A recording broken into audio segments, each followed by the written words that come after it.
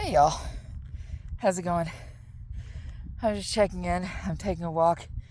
It's like around 10 o'clock maybe, between 10 and 10:30, in far southeast Idaho. Hold on just a sec. I'll show you where I'm at. First of all, that's what I'm looking at right there. And this is a city of rocks.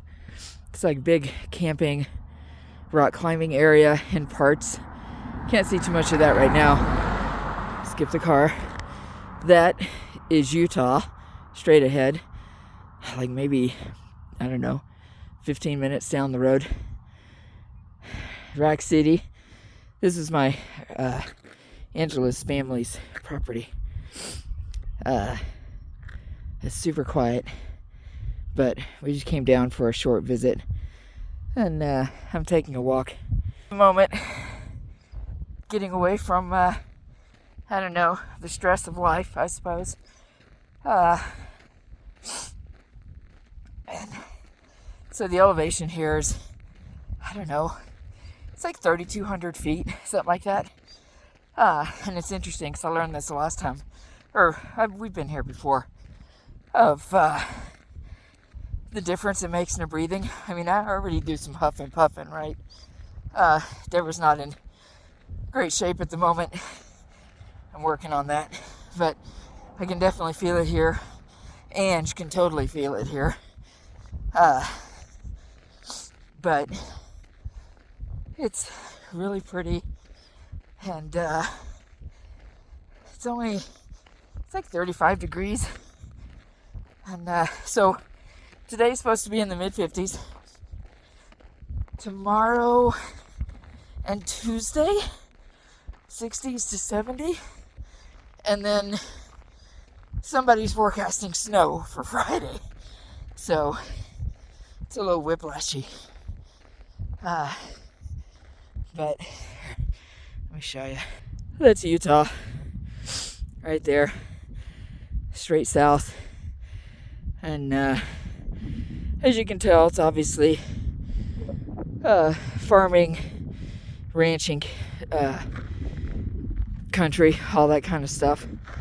The area's grown a little bit since Angie's family has moved here, like 40 years ago, however long, but not by much.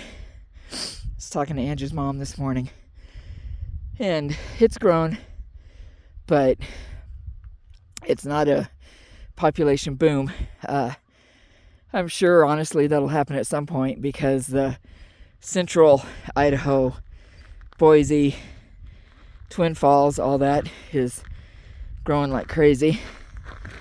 We'll see if their political system puts a kibosh on that at some point. We'll see. But, I mean, Idaho is a huge farming state and ranching state, but definitely a huge farming state. So we'll see what the impact of things will be on all of that as well. But, but yeah, it's nice. It's very nice. It's very quiet if I weren't talking. Can get super windy here though. It was gusting like 50 miles an hour or something like that yesterday. It's supposed to be windy today. Well, I hope folks are getting some kind of rest this weekend. I know I have definitely been feeling the stress of everything, honestly. The world, the federal crap, Pride coming, having lots of conversations with Pride organizers around the region, talking about safety, finances, and all of that kind of stuff. And,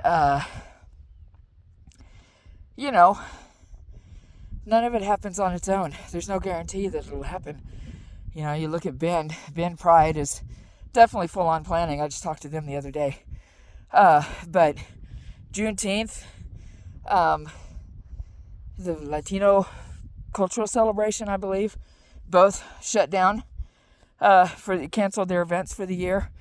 Trying to get a little bit more sort of behind the scenes detail on that.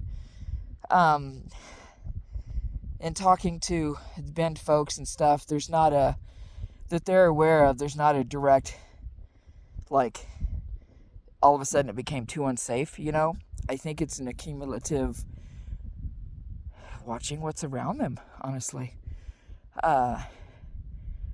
And honestly, that stuff, I hate to say that stuff is going to escalate. I think whether it escalates depends a lot on how we respond to it.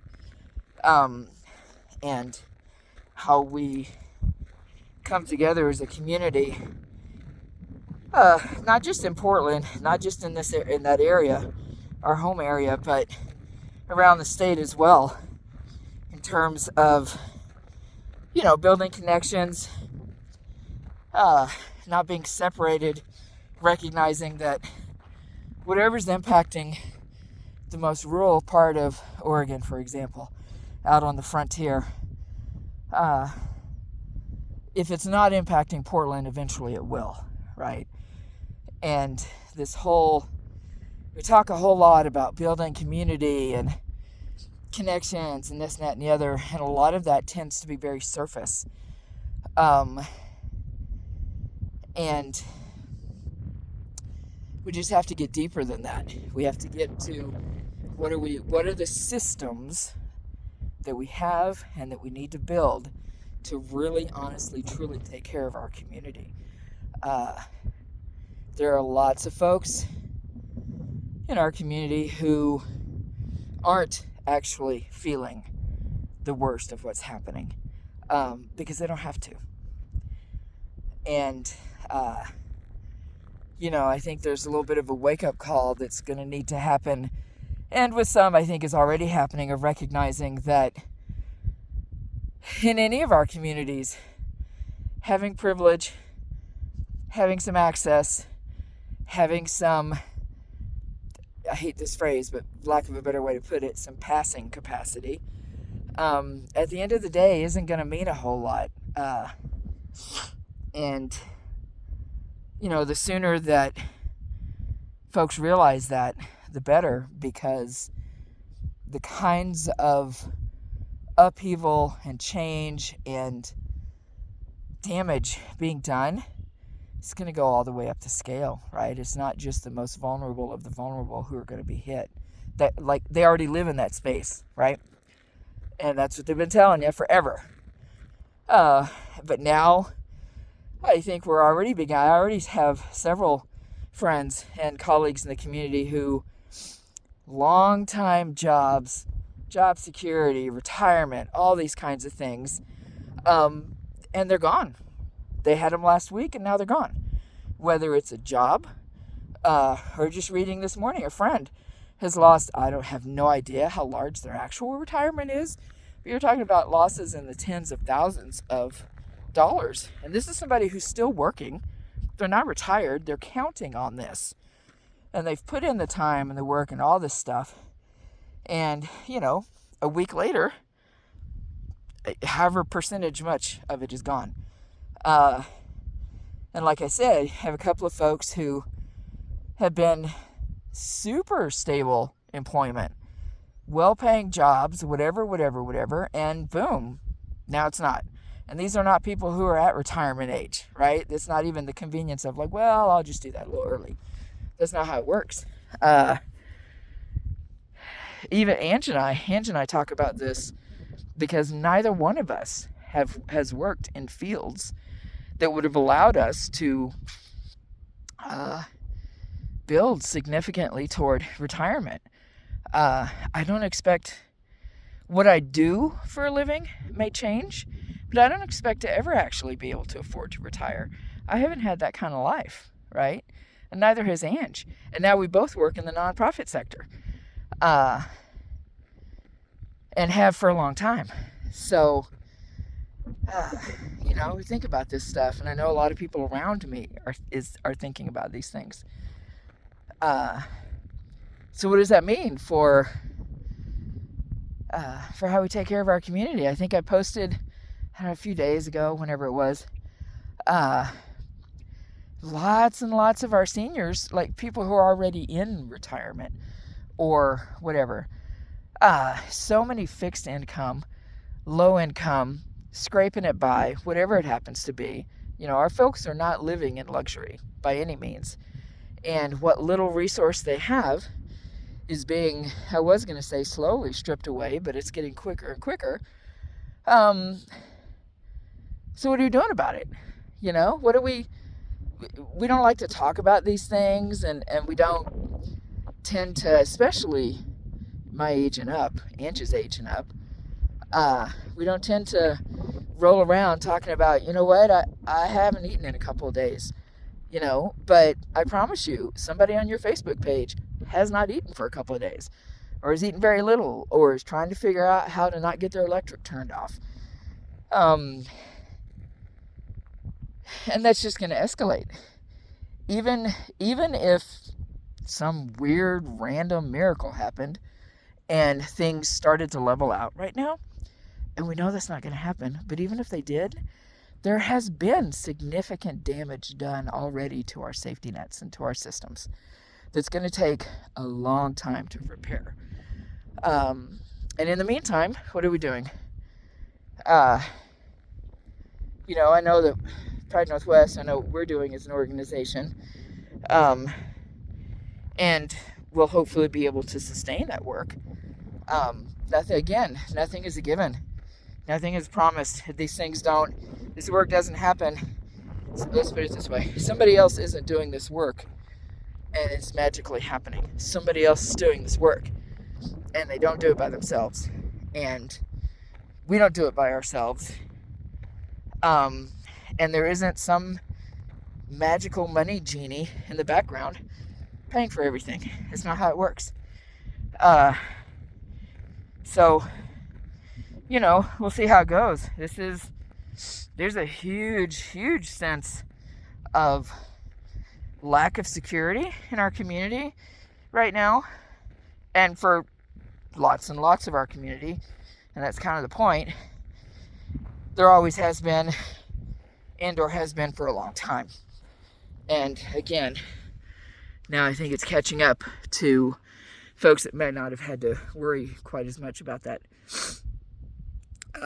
lack of safety, lack of security.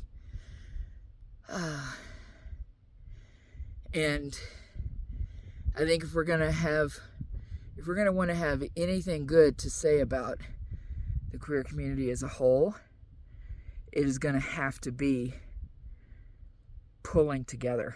And we only ever tend to do that when we're on the defensive. But whenever we do it, we win. And, I think this is probably one of the biggest tests that our community, I think, will face. Definitely I can't say in my lifetime, it's just different. I lived through, I was younger, obviously, mostly, but I lived through the AIDS crisis. I lived through at least part of the Measure 9 times because I was here. I moved here in 97, so I got here basically in time for the end of it. Not to mention being here for Measure 36. But there's a level of connectedness and healing and sense of responsibility for each other that we have to get to. We don't have any choice. We don't have a choice. And hopefully folks wake up to that sooner rather than later. And I think that's it for now. I'm not sure where that big old honking rainbow came from, but evidently walking brings it out. So yeah, y'all stay safe. Check on each other. Get some rest. What is today? Sunday? It is what it is. And definitely pay attention to how you feel. Pay attention to your mind. I don't tend to get into all this kind of stuff, and I'm not a huge fan of what self-care has become in a lot of ways. But the basis for it, the reality of I'm not going to be able to do anything for anybody if I don't take care of my own health, is real. So we have to remember that. But yeah, and in all honesty, as much as it can feel that way sometimes, and sometimes it's real, and sometimes it's not, but in all honesty, we don't have to be by ourselves. Don't carry the big stuff by yourself. We have to be okay with being able to bitch at each other and let it out. Thanks, Katie. Yeah, don't hold it in. Don't be destructive with it, in all honesty, including to yourself. But yeah, it's just a time. Okay, I think that's it. Bye, y'all.